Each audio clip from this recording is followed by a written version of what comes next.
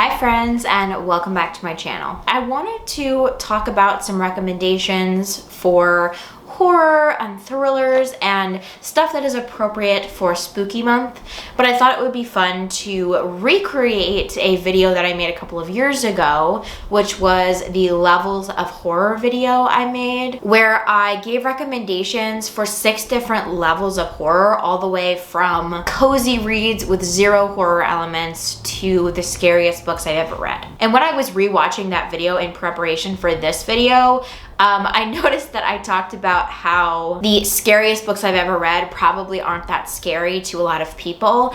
And it kind of made me think about the fact that I have read so much more horror and I've gotten so much more into that genre since I made that video. So the scariness, the horror is amped up as opposed to the last video, and this is actually going to have some legit horror in it as opposed to just kind of weird books and thrillers, which were like at the time the scariest books I had read. But now I have some actual horror to share with you, so that's exciting. But there'll probably be something for you in this video, even if you're not really into horror, because I am starting with cozy reads and going all the way up to a level 6, which is pretty scary. But without further ado, let's jump into the 6 levels of horror recommendations. Okay, first off, we have the cozy read. This is absolutely 0 horror involved, and this one is The Guest Cat by Takashi Haride.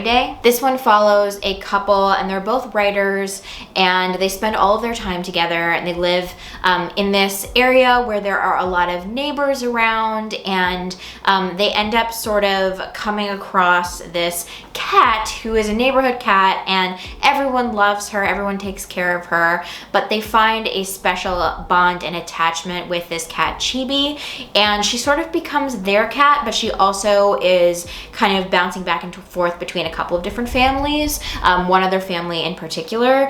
So it talks about their unique relationship to this cat, where the cat is not theirs but comes to visit, and they leave a window cracked so that she can come in whenever she wants. She comes in, she hangs out with them, and she leaves when she wants to. And it's this kind of unique relationship that they've built with this cat, where there's a mutual respect and trust, and she comes and goes as she pleases, and when she's there, the couple enjoys her company. It's really sweet, and there is a kind of sad part, so just be warned about that, but mostly it's just a really sweet book about the relationship between these humans and this cat, and the specialness and uniqueness of the relationship that can come from loving an animal so much and caring for an animal, and feeling like that animal is also caring for you in a way. So it's very, very sweet and completely lacking in horror. So if you just are looking for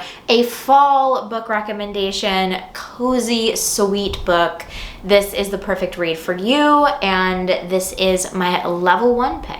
Okay, so I've changed the levels a little bit from the previous video that I did about the levels of horror. The sections are a little bit differently themed. So for level 2, these are real life horrors. So these are both nonfiction books, and they capture some horrors based on real life experiences. So I don't think that reading either of these is going to be horrifying for you. I think that this is a nice segue into kind of heating up into horror, because they are real life nonfiction stories that involve real life topics and issues that can be scary or can be traumatizing. However, this first one is a bit more on the fun side, and it is Will My Cat Eat My Eyeballs by Caitlin Doughty. So I've talked about Caitlin Doughty a few times on the channel, and I think she's a really good author for this kind of segue section, because there's some kind of humor and lightheartedness and kind of happiness almost that comes in to the topic of death. So she's a really interesting person. She also has a YouTube channel called Ask a Mortician. So Caitlin Doughty's a mortician, and she has several different books chronicling her experience with death. This one is a collection of questions that she has been asked by young people, children, and it's for all ages. That's not necessarily a children's book, but it kind of goes into the topics in a way that speaks to a child or simplifies things so that anyone can understand. But there are a lot of different questions asked in this book, such as, will my cat eat my eyeballs? So it is creepy in that it's about death, but it is written in such a way that doesn't feel creepy or grotesque or gross in any way. It's just kind of stating the facts of what will happen to you in different situations if you were to die that way. So creepy, yes, but the questions are questions that children ask. So I wouldn't say that this is going to be super scary. It's just about the real life horrors of death and dying. So I've recommended her other book, From Here to Eternity, many times on this channel, but I haven't talked about this one in a little while, so I figured I would give it a shout out for level 2. And my other level 2 book, which is also nonfiction, is In the Dream House by Carmen Maria Machado. This is a memoir and it follows an abusive relationship that Machado was in. It is a very creative memoir in that it is told in a series of vignettes, and everything is dream house as something. So we get a lot of different formats and stylized things in this book. For example, dream house as ambiguity, dream house as sanctuary, dream house as undead, dream house as a barn in upstate New York, dream house as choose your own adventure, which is my favorite section. You actually do get to choose your own adventure through the book, and in that it reveals the cyclical nature of abuse in relationships and domestic violence. So it is about the real life traumas and horror of domestic violence and how that experience shaped every aspect of Machado's life and her identity. But it also pulls in lots of different elements from different aspects of the horror canon, and it also pulls from fairy tales and mythology and things like that, just as her short stories do. So her style comes through very clearly in the memoir. It's definitely one of the most creative pieces of writing I have ever read, and it does shed light on real life horrors. So I don't think it would be something that would scare you in like a horror creepy kind of way, but it's a book that is scary in terms of her experience and the realities of domestic violence. A heavy one to be sure, so just be warned about that, but a truly incredible read and one of the most creative books I've ever read. I love this book so much, but I think it's a really good transitionary book for level 2. Okay, so moving right along, we're gonna talk about level 3, which in this case is weird but not horror. I would say that the leap from 2 to 3 is the biggest of this video, but I don't think that either of these books is horror. I think that they're both kind of weird slash thrillery, and I really don't think that either one of these would like scare you to death. I just think that they're both kind of fun and weird reads. So the first one is a little bit less weird. So this one is My Husband by Maud Ventura. So this one follows a middle-aged woman who feels like her husband is falling out of love with her, and all of her attention goes towards creating this perfect looking life that her husband can walk into every time he gets home. So she plans her outfits carefully. She stages what she's going to be reading, where she's going to be sitting when he gets home. She wants to emulate this perfection, and when things don't go to plan, she records them very carefully in a little notebook, and she obsesses over them afterwards and plans little punishments for her husband, where he doesn't even know why he's being punished or that he's being punished. She just sort of enacts these little things on him to get revenge. So she wants this relationship to be perfect, and we see that the relationship is definitely not perfect, but our main character is obsessing over it. This book has quite a twist at the end that I did not see coming whatsoever. I was shocked by the ending. Maud Ventura is really, really great at a twist ending. She builds up the characters and their thought processes, and you start to get in their head and understand them, or just know what they would do, even if you don't like understand why they're doing it. She's really good at building up that suspense and then hitting us with a really crazy twist ending. So this is a really, really fun one in that it is a weird woman book. It builds suspense. It is kind of thrillery, but also kind of weird woman, character focused. It kind of bridges a gap between all those genres and subsections. It's also translated from French. So I really liked this book. I thought it was really fun and weird, and it doesn't feel like horror. I never felt scared. I just was wondering what was going on, and I thought that it was really thrilling and exciting to read. So this is my first pick for level 3. And my second pick for level 3 is a tad bit weirder, but still not horror necessarily. This one is Beta Vulgaris by Margie Sarsfield. This one follows Elise and her boyfriend Tom as they travel to go work a beet harvest. They're traveling from Brooklyn to Minnesota, and when the book opens, they are in the car driving. They're driving from Brooklyn to Minneapolis for the beet harvest, and when the book opens, we're sort of getting Elise's thoughts and perspectives as she is driving along with Tom and waiting to get to their destination. Actually, the scenes of them driving in the car kind of remind me of I'm Thinking of Ending Things and how that opens, where it's girlfriend and boyfriend driving in the car having these kind of intellectual conversations, and things just feel a little bit off. But when she arrives at the beet harvest, things start getting weird and trippy. Beets are possibly speaking to her, and people start going missing. Though, like I said, there isn't really much horror in this book, in the sense that there's no gore, there's no body horror. It's more just a thriller type of vibe in those moments where you're wondering what happened to the people, but it's more psychological in nature, and you're just sort of left wondering what happened and whether the main character is really in her right mind, or if she's just going insane, or what exactly is happening. You really just don't know when you get to the end of this. You'll have to read it to find out what you think happened to the characters who disappeared. But I do think that this is a good pick for level 3 because it is mostly weird. There are also like funny, light-hearted aspects of this, and it is more psychological in nature and more of a study of this one character and her thought process. So I think that it's a fantastic pick for level 3. So yeah, if you have not read Beta Vulgaris, you should give it a read. Okay, speaking of psychological horror, level 4 is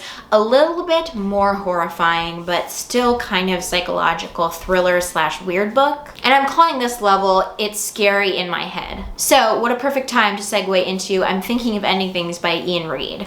Like I said, Beta Vulgaris kind of reminded me of this a little bit in the beginning. When the book opens, we are following Jake and his unnamed girlfriend as they travel through a winter day to go visit Jake's parents for the first time. They haven't been dating very long, so this is kind of a big deal. And we're hearing all of this from Jake's girlfriend's point of view, and she's ruminating on their relationship and how she's thinking of ending things. So we hear a little bit about their past and how their relationship got started, and she's just sort of feeling like, is this the right choice to meet the parents if I'm thinking of ending things? How do I feel about that? She's kind of contemplating that, but also talking to Jake and having sort of these intellectual, existential type of conversations with him as they're driving. When they arrive at Jake's parents' house, things start to get really weird. There are some coincidences, there are some weird noises, things being where they're not supposed to be, just things feel off. And from there, things kind of descend into madness, and it's very up to interpretation in terms of what actually happened, but it is safe to say that this is a psychological horror novel slash thriller novel where things are taking place inside of someone's mind, and that is what makes it scary, as opposed to any gore or supernatural elements, anything like that. This is probably my favorite book of all time. I have read it many times. I have annotated the heck out of this copy. It is such a masterpiece and such a great example of how to build suspense and create this unsettling atmosphere that carries you all the way through the book. So this is my first recommendation for level 4. And my second recommendation for level 4 is All's Well by Mona Awad. So Mona Awad is probably best known for Bunny. This book came came after Bunny, and it follows a woman named Miranda who is kind of a washed up actor. She used to act and now she is a drama teacher. So when the book begins, she is on the verge of losing her job as a college theater director. She's struggling with chronic pain and addiction, and she's an unreliable narrator. The book gets very trippy and you don't really know what's real and what is made up in her head. I would say that the book reads pretty theatrical. I mean, she is a theater director at a college and she's trying to put on All's Well That Ends Well, and everyone else wants to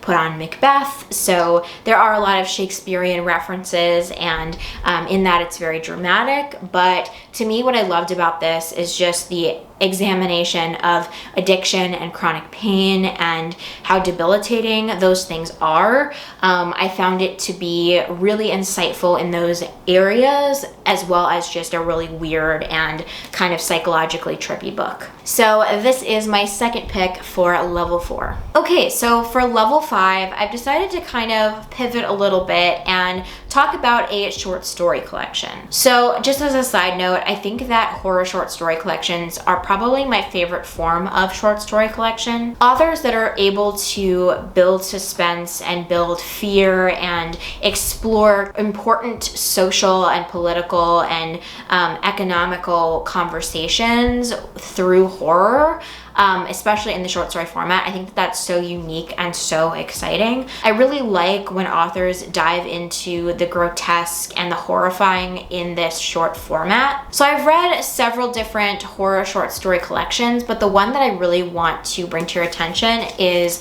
A Sunny Place for Shady People by Mariana Enriquez. So the only reason I'm not talking about Enriquez's other 2 short story collections are because I've talked about them several times on the channel, and this is her newest collection of short stories. It came out in 2024. And the reason that I'm talking about this, especially this high in the levels, is because there's a story in here that is the most horrifying short story I have ever read. I think that I am significantly more creeped out by any kind of supernatural horror, even though I like psychological horror much better, and I tend to dig into that and I have an easier time dealing with that. I do think that supernatural horror is objectively scarier to me personally. So there was a story in here that made me double check the locks on my doors and feel scared to get into bed. So yeah, I normally don't feel that way. I can usually read horror, all the way up until bed and be fine, or watch a horror movie. But this one story in this book really creeped me out. It was actually the last story, Black Eyes. So if you read this,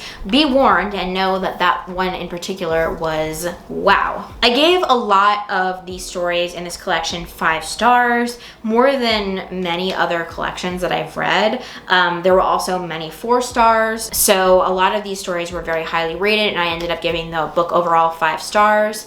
I think that Enriquez is incredible at incorporating elements of the grotesque, the supernatural, with these real life horrors that we see in Argentine culture. And she also pulls folklore into the mix. So she's just a really, really talented author. Honestly, I would read anything that she writes, and I plan to. So if you're looking for a short story collection that will absolutely scare the crap out of you, this is definitely the one. Okay, also slight bonus in this category, because I have not read this book, but I want to mention it because I've heard that it is super scary and everyone seems to love it. It is Cursed Bunny by Bora Chung. Again, I can't necessarily advocate for this because I haven't read it yet, but if you are interested in another horror short story collection, maybe give this one a read. I plan on reading it super soon. Okay, so we finally made it to level 6, and in this category we have some of the scariest, creepiest books I have ever read. So both of these have a lot of body horror in them, so be warned about that. But the first one I want to talk about is Chlorine by Jade Song. So I would say that this is one of the grossest books that I have read because of the body horror aspects. It doesn't appear that way on the surface. It's about a young girl named Ren Yu who is a swimmer. She's obsessed with water. She loves swimming and that's all she wants to do. And she wants to make her family proud. She wants to make her objectively creepy coach proud. But it's also kind of about the horrors of girlhood, and we see her kind kind of fumble through the awkwardness of becoming a woman, growing up, and dealing with a body that does not fit into her self-image or who she wants to be. And also the horrors of the pressure that society puts on the female body. However, what makes this one so horrifying is the disgusting body horror aspects of this. I'm not going to tell you exactly what happens, but let's just say she is obsessed with becoming a mermaid and she takes steps to do so. So to me, this is one of the most grotesque and gross books that I have read, but wow, it is so thought-provoking and so wonderfully done, especially in examining the aspects of girlhood and familial relationships and her experience as an Asian American. There's just so much here that is so fantastic, and like I said, be warned for the body horror aspect, but truly a fantastic book. Okay, and my final recommendation is probably the most horrifying book that I have ever read, and you probably will not be surprised to see this here. It is Tender as the Flesh by Agustina Bastarrica. This one has gotten a ton of hype, and I think that that's totally justified. This is a dystopian story of a world where meat is no longer safe to consume. So the very corrupt government has essentially sanctioned eating human meat, and humans are farmed and butchered like animals. So yes, incredibly grotesque. It's a cannibal book. There are very graphic depictions of violence in many different ways, anything that you can imagine. So be warned about that, obviously, but it is also such a poignant look at capitalism, at corporate greed, at the way that we treat animals in our society, the objectification of the female body, and also kind of nods to slavery and the objectification of the Black body as well. There are so many different things covered in this book, and it is definitely a really important piece of social commentary. This book is not written for shock value or in vain. I think it's really written to critique these systems in our modern society. This is also a translated book, and the author is from Argentina. I found that a lot of Argentine authors really write such poignant works about society and critiquing society, but do it through this kind of horror lens, and I really love that. I wrote my very extended thoughts and connections on Substack, so I will leave that in the description if you're interested in some more thoughts, but I do spoil some things in that Substack article, so definitely read this and then come back to that. So that is my final recommendation for level 6, the most horrifying book I have ever read. Okay, so that concludes this video. Those are my recommendations for 6 different levels of horror, from the coziest, sweetest book you'll ever read to the most horrifying. Let me know if you've read any of these and what your thoughts are, and feel free to leave any recommendations that you have in the comments so that we can all read together. If you enjoyed this video, feel free to like and subscribe, and I will see you in the next one. Bye.